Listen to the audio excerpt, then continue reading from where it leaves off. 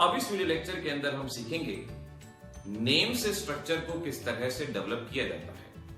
अगर आपको किसी कंपाउंड का IUPAC नेम दिया गया है तो आप स्ट्रक्चर में कैसे बदलेंगे। एग्जामिनेशन के अंदर कन्वर्जन आते हैं जहां सिर्फ नाम दिया गया होगा और उस नाम के बेसिस पे आपको स्ट्रक्चर को पहचानना है और उसको जो भी कहा है उसमें कन्वर्ट करना है।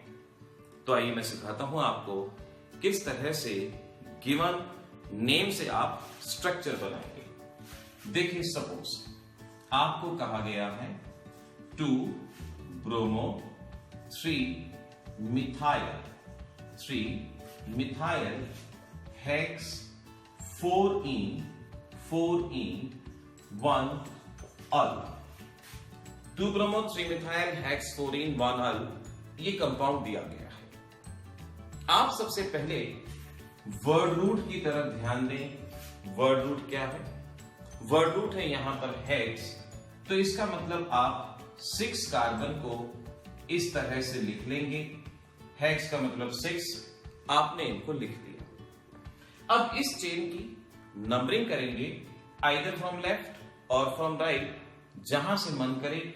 लेफ्ट में यहां से नंबरिंग कर देता हूं 1 2 3 4 5 6, ये नंबरिंग हमने कर दी। तो वर्ड रूट को देखा सबसे पहले, फिर नंबरिंग कर दी। अब बहुत आसान, जो जहां दिया गया है कनेक्ट कर दें और फिर हाइड्रोजन से वैलेंसी पूरी कर दें। जैसे आप देखें फर्स्ट पोजीशन पे अल क्या होता है? एल्डिहाइड फंक्शनल ग्रुप, तो हमने फर्स्ट वाले को एल्डिहाइड बना दिया।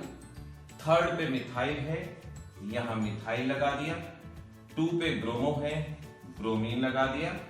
4ene यानी 4 पे डबल बॉन्ड है और अब वैलेंसीज को हाइड्रोजन से पूरा कर दिया, यानी CH3 H H and so on.